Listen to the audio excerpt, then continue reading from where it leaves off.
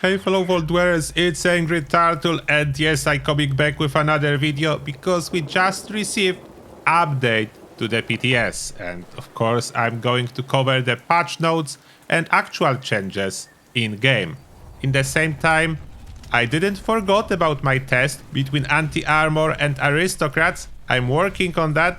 I supposed to release it a little bit earlier, but I didn't manage to finish it. There was so much stuff going on this week that I'm running into a slight delay, but it should be up hopefully tomorrow. And now back to the patch notes. Lady Devan posted the patch notes, and those patch notes are actually kind of confusing, and I will tell you exactly why. Maybe you even can see that already, but anyway. What they did, they reactivate Fastnacht for testing and temporarily disabled Muffman Equinox to do some changes to it, I am guessing. Then we are testing Fastnacht, that's fine. And then it's crossed out, but we'll read it anyway. We've also been working on a couple different range adjustments for looting, and why the initial value that was launched in the PTS felt too broad, a more recent change we implemented to the PTS on October 8th fell too short. As a result, for our own playtesting and community feedback, we raised the distance to be more in line with expectations, and there is edit. This will actually be in a future PTS update, keep an eye out. Then I don't know what exactly they did, what exactly they are going to change. The good news is I tested the area looting and it seems to be still working. Then whatever they're doing, I don't know, but it seems to be still working. They implemented one bug fix to Muffman Equinox event, but because it's currently disabled, we cannot check it out, then that's fine. Next, Jetpack now appears when equipped on the Secret Service chest piece.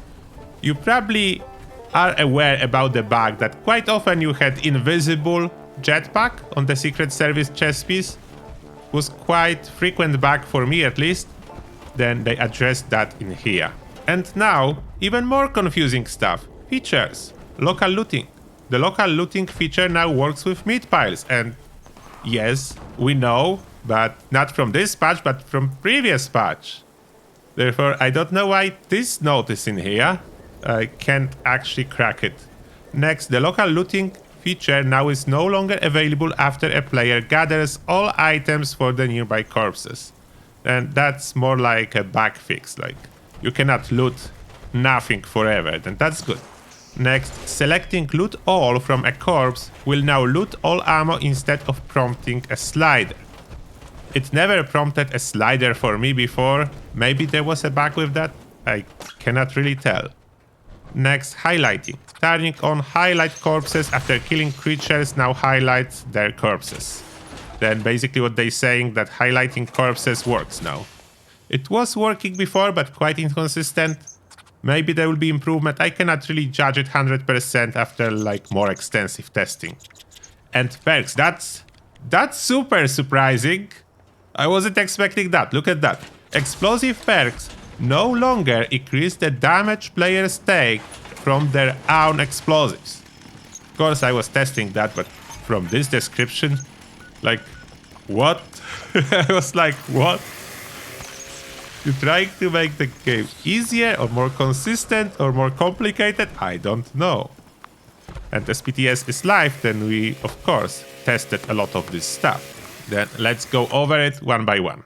First, I crafted some explosive bait.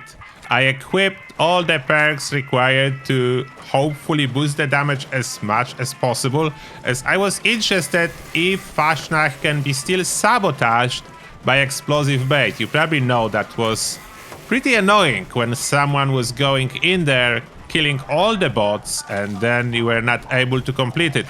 Then I tossed some of the explosive bait. I'm not sure if the first one did damage or something else did damage to them, as they are on fire. But I tossed more explosive bait, and nothing. The explosive bait blew up, but there was no damage. And you can already see that one guy is healing them with a chainsaw, and it's working again. The chainsaw can be used for healing, but we'll go back to friendly fire in a second. You can see me tossing more and more explosive bait, and I cannot really damage them. It's not doing anything to them, therefore I hope it's fixed. That's my hope, that it's fixed. I was not able to use explosive bait to kill those Fasnacht robots, then hopefully this stuff is fixed. Next, I bet you know why I'm here. Yes, there is this automated missile launcher that's perfect for testing friendly fire. And look at that! The flame is actually healing your allies, not only players. It does work now. It heals friendly. Whatever friendly it is, it can be missile launcher like in this case. Bashing works and using flame works. Everything works. It's fixed. Like, took 3 years, but they did it. And no longer works with Molotovs, it's looked like. I was trying Molotovs as well earlier, and it's not working with Molotovs, like in the perk description. That's a shocker, but that's a good news. Finally, the friendly fire and playing a team medic friendly fire, using it to heal friendly NPC, using it with Flamer, will be working.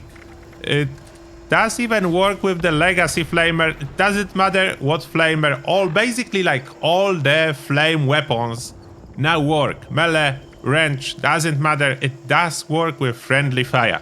There are probably some exceptions. I didn't test every single one, but all the weapons with flame damage I have do work. And now we are inside the West Tech. Do you know why? Yes, I'm going to check the toxic goo. And look at that. The good news is toxic goo can be gathered again. They did fix it. They give it back to us. We have the toxic goo again. It's such a small change, but I think it will make a lot of people happy. Then here you go. Toxic goo, gathering, fixed. Next, I decided to figure out what's going on with those self-damage and reduction to self-damage.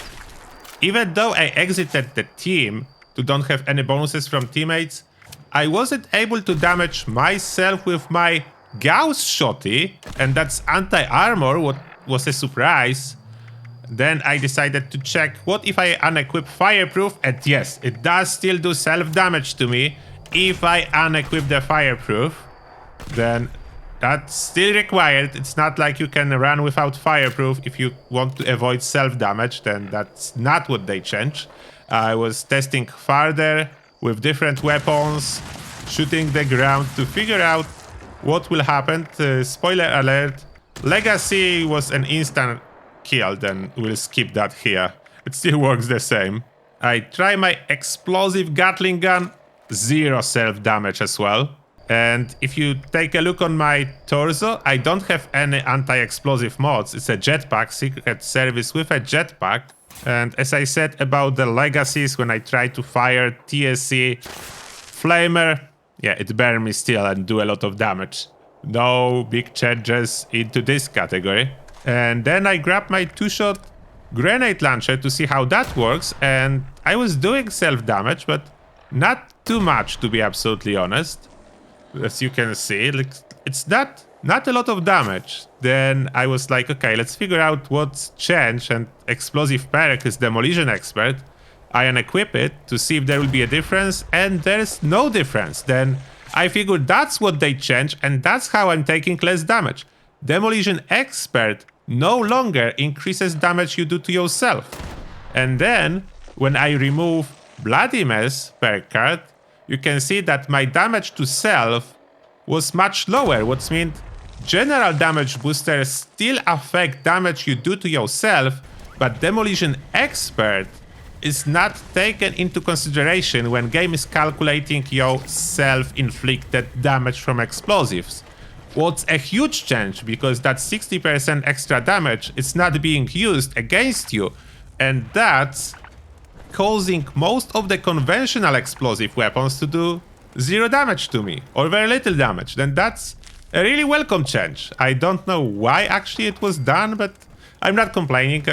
It's easier to use explosive weapons when Demo Expert is not increasing self damage. Then I'm taking that. I'm taking that, and that's everything that was really changed in this update.